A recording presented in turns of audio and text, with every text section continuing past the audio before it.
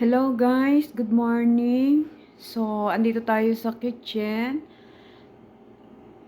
Magluluto tayo ng estopado guys.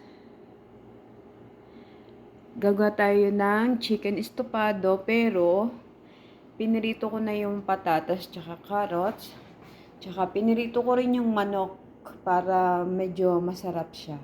So, yan yung gulay lang na meron tayo kasi wala tayong ibang gulay. So, itong lemon yung ilalagay ko kaysa sa suka kasi ayoko ng suka. So, lemon na lang. Meron tayo dito sauce ng spaghetti na remaining namin kahapon. Sayang naman, ayaw na nilang mag-spaghetti. Ayaw ko rin. So, yan ang ilalagay nating sauce. Pwede yan, guys. Gagawa tayo ng estopado.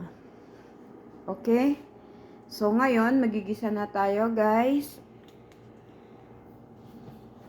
Yan. Wala kasi tayong stand eh. Ganyan na lang. Okay. Lagyan na natin siya ng olive oil. Mainit na yung ano natin.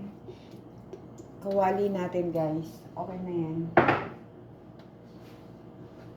So, lagyan na natin yung sibuyas.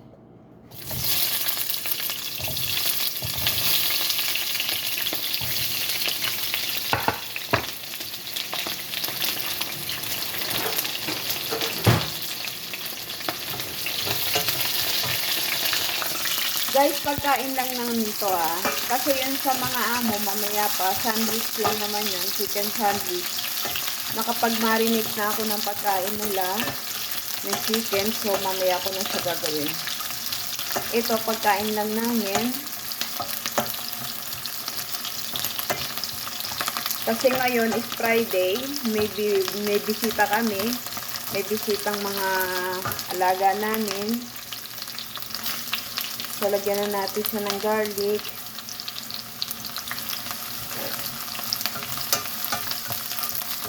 Yan, lagay ko na yung bawang natin.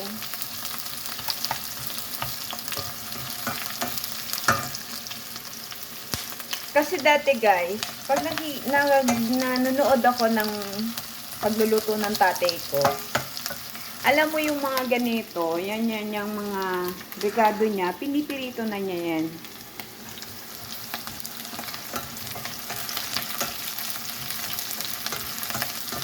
Kaya yun, parang naano ko na rin. Nakasanayan ko na rin.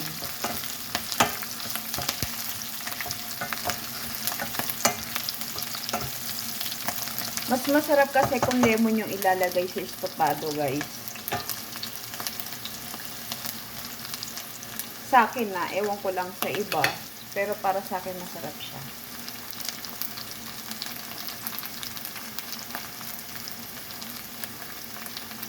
So, yun yung natin, bawang sibuyas. So, ito yung ilalagay natin, kamatis, yung bell pepper, later na lang yan. Hinati ko yung garlic kasi medyo marami. So, yan. Wala tayong mga Baguio beans. So, pwede na yan. Kung ano lang yung meron tayo, yun lang yung gamitin natin. Alam niyo naman dito sa Saudi,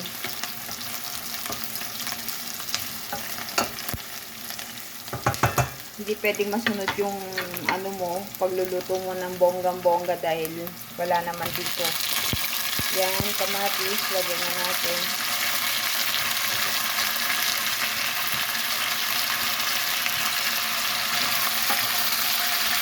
Malinis yung kamay ko guys Aghugas ako. So, hayaan lang natin maluto yung kamatis.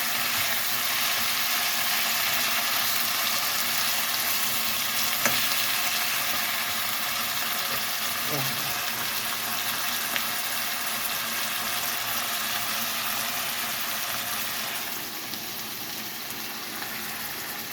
So, yan. Kasi dati, nakita ko yung tatay ko, nagluluto siya ng estopado. Pinirito niya yung mga rekado niya, lalo yung chicken. Pero pag baboy yung estopado, hindi naman, parang inaano lang niya dito sa kawali. Ako, pinirito ko kasi chicken siya.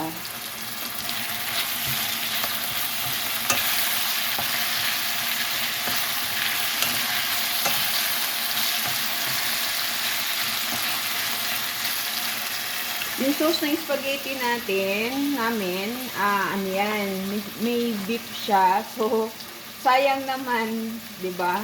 Pwede naman siya. Lagay natin siya para masarap.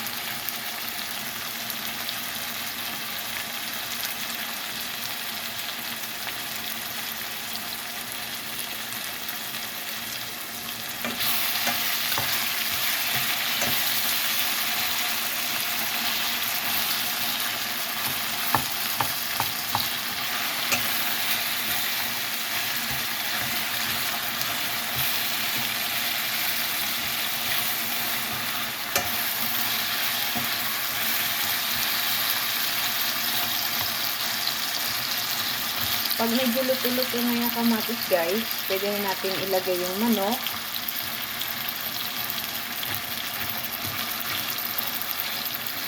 Madali na lang maluto kasi luto na naman yung ating mga gulay.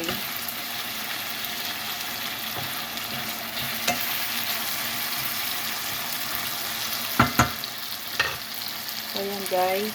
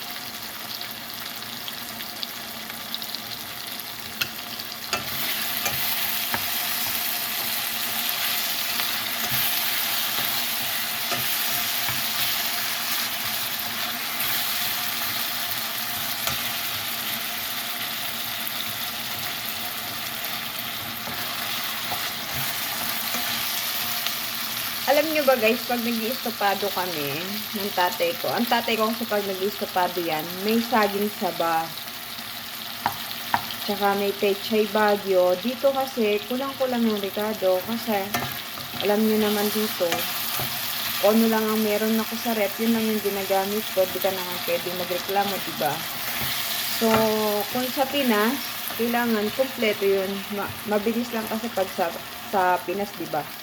Mabibili mo yung mga Ricardong gusto mo. So, ayan guys. Medyo okay na yun. Lagyan yung kamatis. Lagyan na natin itong manok. Ayan.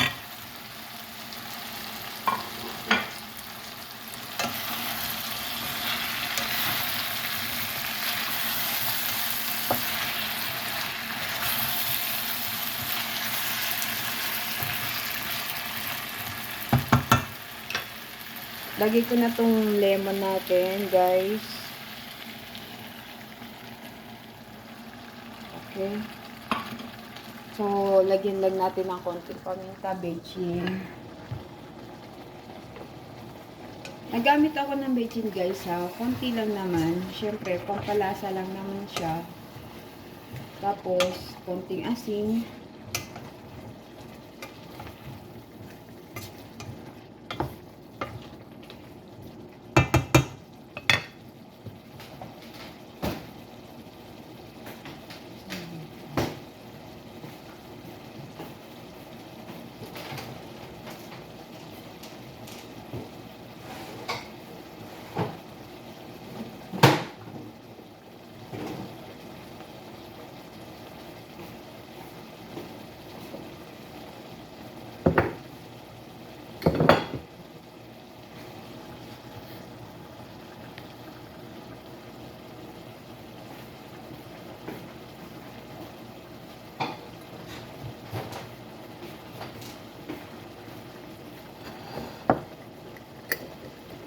So guys, ito na yung ating salt.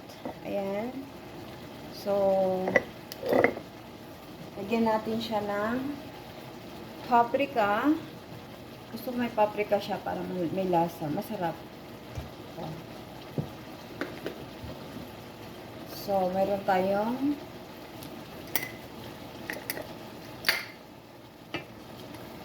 black pepper, paminta guys. So, yan.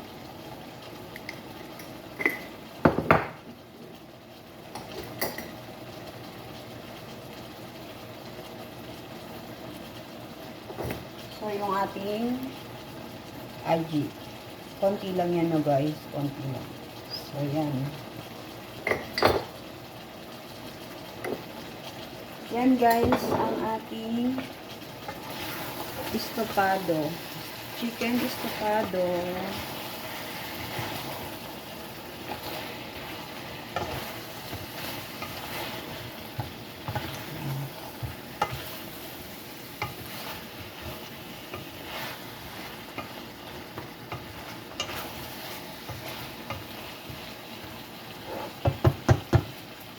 So, lagay na natin yung mga gulay, guys.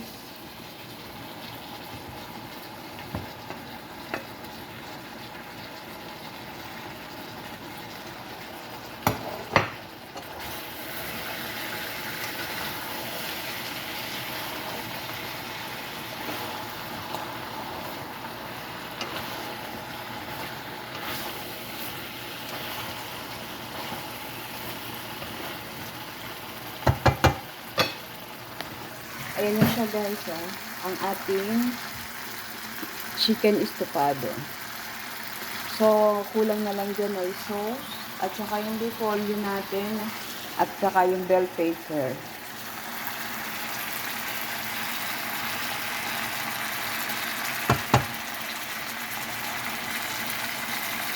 Ito na naman kasi yung gulay dahil ito na natin. So, yan.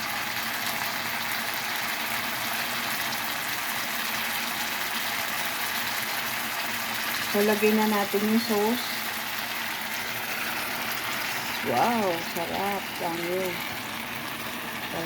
Hirap kasi walang maghawak eh.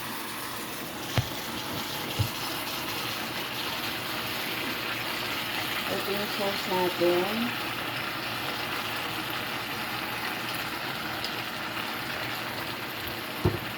So, yan guys. Wow, sarap.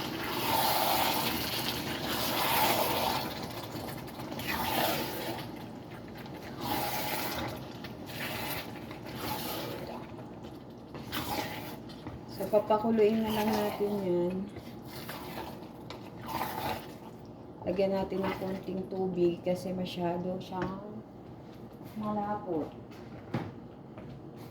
Lagyan ko ng tubig konti.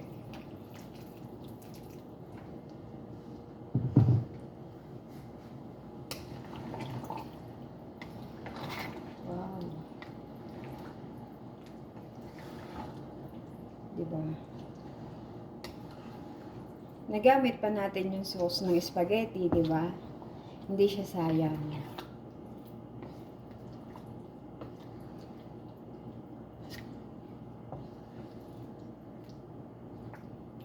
So, ayan guys. Hayaan lang natin siyang kumulo. Takpan muna natin.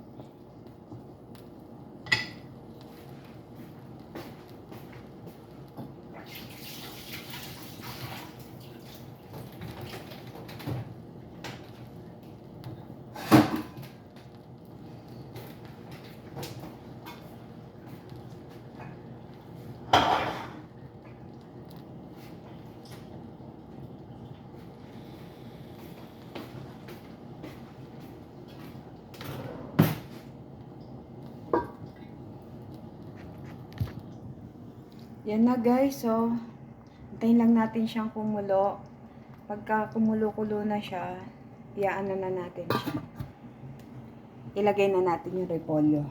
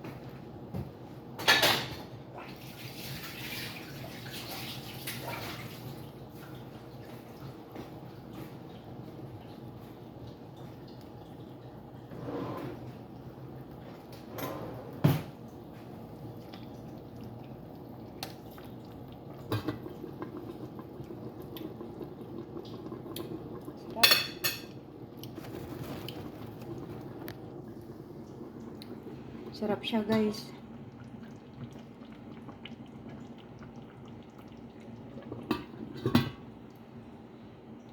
Kumukulo-kulo na siya.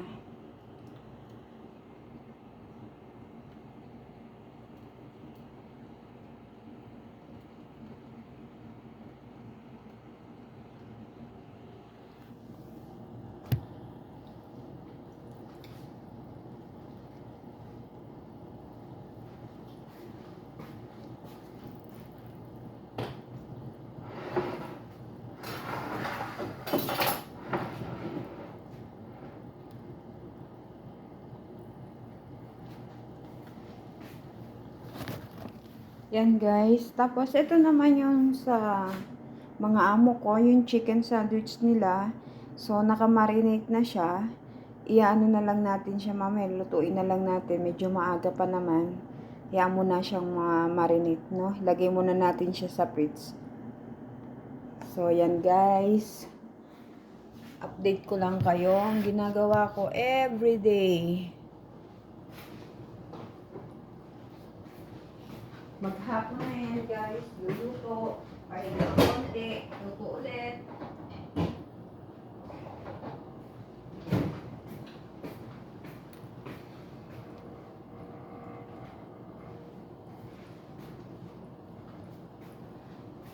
Okay guys, bye-bye muna tayo ha, kasi medyo mahaba na yung video natin. So ayan yung estopado natin. Yan, ano na siya. Wow, sarap.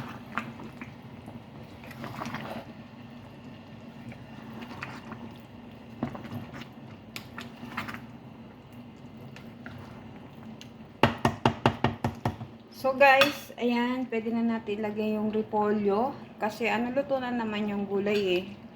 Alam nyo ba, hindi ako nagtatanggal nung tong tangkay niya. Kasi ayoko naghihiwalay yung repolyo pag nagluluto ako ng estopado. So gusto ko ganyan lang siya. Yan. So meron na hiwalay. Ayan, na ano siya. So okay lang yan. So ayan guys, ang ating andit nung kawali ko, loaded na. So, yan yung estopado natin, guys. Wow, sarap. Daming sauce.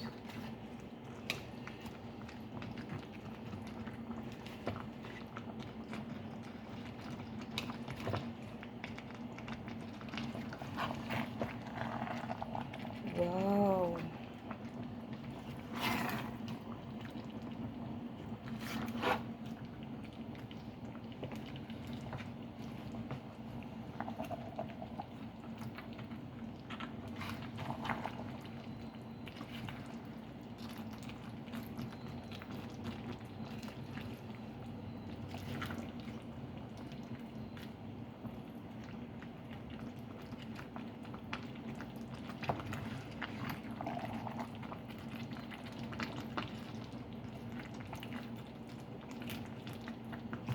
Yan guys. Tapos lagyan na natin ng bell pepper. So yan.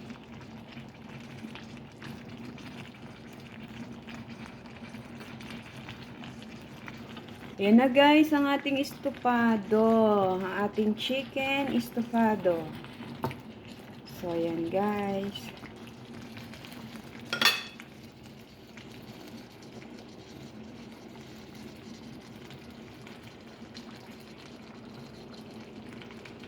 Diba?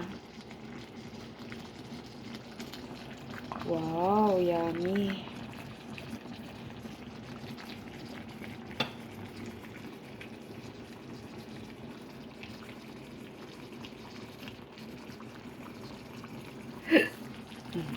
Okay guys, hanggang dyan na lang. So, iaano ko na lang siya. Maluluto na siya.